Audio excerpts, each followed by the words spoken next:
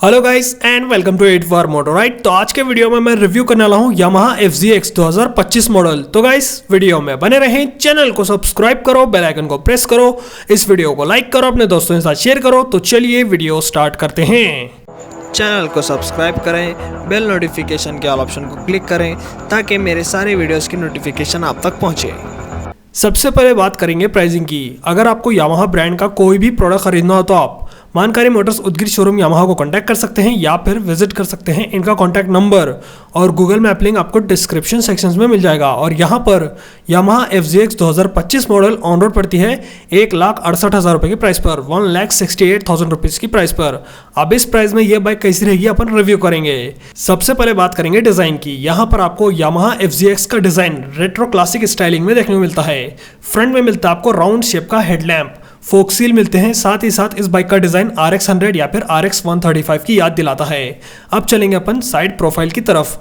Yamaha FZX का design जो है साइड प्रोफाइल से थोड़ा बहुत रॉयल इनफील्ड जैसा लगता है, लेकिन ये बाइक हंटर से भी ज़्यादा मस्कुलर है। यहाँ पर आपको बहुत ही बड़ा टैंक मिलता है, देखने में टैंक बहुत ही मस्कुलर लगता है। और यहाँ पर आपको ग्लॉसी फिनिश मिलती है। FZX की ब्रांडिंग आती है इसके ऊपर, E20 फ्यूल की भी ब्रांडिंग आती है। यहाँ पर आपको डबल लेयरिंग मिलती है।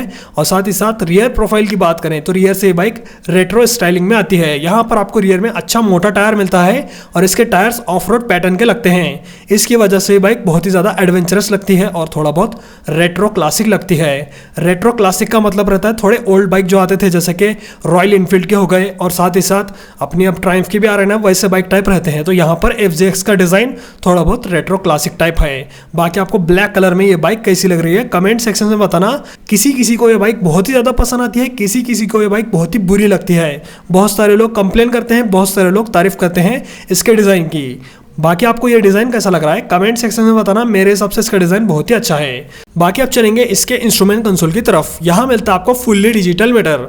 इसके अंदर आपको अच्छे खासे फीचर्स मिलते हैं जैसे कि speedometer, odometer, trip meter, fuel gauge मिलता है, economy light, traction control on और ऑफ करने का सिस्टम मिलता है, क्लॉक मिलती है, ट्रिप 1, ट्रिप 2 और ट्रिप F मतलब ट्रिप A, ट्रिप B और ट्रिप F देखने को मिलता है। इसके अंदर फ्यूल गेज आता है, engine check light, low beam, high beam light, service reminder, call and SMS alerts बताता है इसके अंदर। जैसे कि आप देख ही सकते हैं यहाँ पर आपको यामाहा X कनेक्ट ऐप का सपोर्ट देखने को मिलता है। मोबाइल चार्जर लगाने का एक सॉकेट भी मिलता है जो कि 12 वोल्ट का है। और यहाँ पर एक आपको बटन भी मिलता है इंस्ट्रूमेंट कंसोल टॉगल करने के लिए।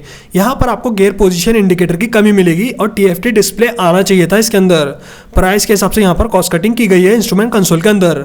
बटन्स की बात करें तो राइट साइड में इंजन किल स्विच, इसके नीचे सेल्फ स्टार्ट बटन मिलता है आपको। लेफ्ट साइड की बात करें तो लेफ्ट साइड में आपको पासिंग स्विच मिलता है पीछे की तरफ।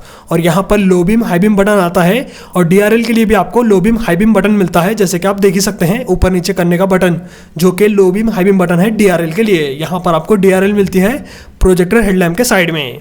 तो ये आउटलाइन को भी आप लो बीम हाई बीम कर सकते हैं। इसके नीचे आपको इंडिकेटर वाला बटन मिल जाता है और इसके नीचे आपको हॉर्न मिलता है। हॉर्न भी आपको अच्छा खासा लाउड मिलता है यामाहा FZX के अंदर। और रियर व्यू मिरर भी आपको अच्छे प्रैक्टिकल मिलते हैं यामाहा FZX के अंदर। टूरिंग के लिए यह बाइक बहुत ही ज़्यादा रिकमेंडेड रहेगी। यहाँ पर आपको फीचर्स अच्छे मिलते हैं इसके मीटर में, लेकिन यहाँ पर प्राइस के हिसाब से TFT डिस्प्ले आना चाहिए था और साथ ही साथ मोबाइल चार्जिंग पॉइंट Type-C वाला रहना चाहिए था। बाकी आप चलेंगे फ्रंट की तरफ। इलेक्ट्रिकल सेक्शंस की बात करें तो यहाँ पर आपको ऑल LED सेटअप मिलता है। हेडलाइट के अंदर आपको LED प्रोजेक्टर देखने को मिलता है जो कि अच्छी क्वालिटी का है, अच्छा इल्यूमिनेशन देता है। और सेगमेंट में फर्स्ट था ये प्रोजेक्टर हेडलैम्प 150cc के अंदर। और यहाँ पर आप इल्यूमिनेशन चेक ही कर सकते हैं, देख ही सकते हैं आप कितना ज़्यादा ब्राइट है इसका बल्ब। अब चलेंगे अपन टेल लाइट की तरफ जो कि है LED। यहाँ पर आपको ऑल LED सेटअप मिलता है तो टेल लाइट भी LED मिलेगी। इंडिकेटर की बात करें तो इंडिकेटर भी आपको LED मिलते हैं कंपनी की तरफ से। आफ्टर मार्केट खर्चा करने की कुछ जरूरत नहीं है, यहाँ पर आपको कंपनी की तरफ से ही ऑल LED सेटअप मिलता है जो कि बेस्ट है 150cc के अंदर। अब बात करेंगे अपन टायर्स की। टायर्स भी आपको अच्छे मोटे मिलते हैं और ऑफ रोड पैटर्न के मिलते हैं। फ्रंट में मिलता है आपको 100/80/17 का टायर, 17 इंच का अलॉय व्हील। यहाँ पर आपको टायर अच्छे मोटे मिलते हैं फ्रंट में, और ऑफ रोडिंग करना है तो ये भी कैपेबल है ऑफ रोड करने के लिए। रियर की बात करें तो रियर में भी आपको अच्छा मोटा टायर मिलता है। रियर में मिलता है आपको 140/60 17 इंच अलॉय व्हील। रियर में भी आपको अच्छा मोटा टायर मिलेगा जो कि FZX वर्जन 4 जैसा है। यहाँ पर आपको 150cc के सबसे ज़्यादा मोटे टायर मिलते हैं FZX के अंदर, जो कि टूरिंग के टाइम, ग्रिप के टाइम बहुत ही ज़्यादा मदद करते हैं अपने राइडर को कंफर्टेबल रखने के लिए, और अच्छी ग्रिप भी प्रोवाइड करते हैं, सेफ भी रखते हैं।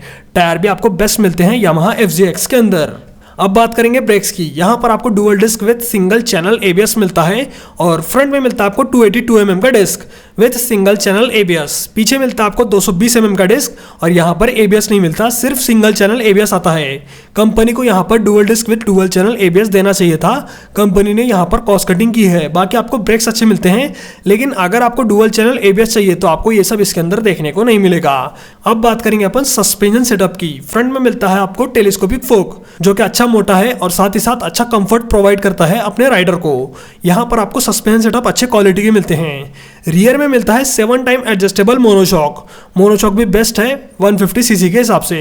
यहाँ पर आप टूरिंग करना चाहते हैं तो सस्पेंशन सेटअप की ट्यूनिंग बहुत ही अच्छे से की गई है। इंडियन रोड कंडीशंस के हिसाब से इसके सस्पेंशन सेटअप और टायर्स बेस्ट रहते हैं। खराब रोड पे चलाओ, अच्छी रोड पे चलाओ, आपको अच्छा कंफर्ट मिलता है इसके टायर्स और सस्पेंशन सेटअप की वजह से। यहाँ पर आपको टायर्स, ब्रेक्स और सस्पेंशन बेस्ट क्वालिटी के मिलते हैं, साथ ही साथ इलेक्ट्रिकल सेक्शंस भी बेस्ट क्वालिटी का मिलता है यामाहा FZX के अंदर।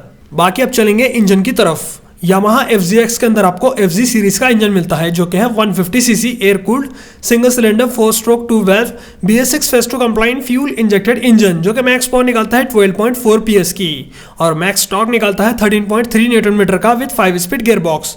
यहाँ पर कंपनी को इंजन के अंदर बड़े अपग्रेड करने चाहिए क्योंकि 12.4 PS पावर कम रहती है प्राइस के हिसाब से और साथ ही साथ डिज़ाइन के हिसाब से। यहाँ पर कंपटीशन में इससे ज़्यादा पावर देने वाली बाइक्स आती हैं जैसे कि यूनिकॉर्न हो गई और साथ ही साथ Pulsar N150, Pulsar N160, Pulsar 150, Pulsar 150 twin disc और अपाचे 160, अपाचे 160 4V। ये सभी बाइक्स इससे ज़्यादा पावर निकालती हैं और इससे सस्ती हैं, तो कंपनी को यहाँ पर 15 से 16 bhp पावर वाला इंजन निकालना चाहिए और इसके अंदर आपको किक भी नहीं मिलता, ये भी बात याद रखना। लेकिन यहाँ पर आपको फ़ायदा मिलता है माइलेज के अंदर। ये बाइक लगभग 50 से 55 का माइलेज निकालती है हाईवे पर जो कि बेस्ट है 150 सीसी के अंदर। डिज़ाइन के हिसाब से आपको माइलेज अच्छा मिलता है। सिटी माइलेज की बात करें तो आपको 45 से 50 kmpl का माइलेज निकाल के देती है ये बाइक सिटी में। सिटी माइलेज अच्छा है, हाईवे माइलेज भी अच्छा है, लेकिन पावर की कमी रहती है इसके अंदर। अगर आप ये बाइक लेने की सोच रहे हो तो एक बार टेस्ट राइड करो, अगर आपको पावर पसंद आती है तो आप खरीद सकते हैं यामाहा FZX 2025 मॉडल।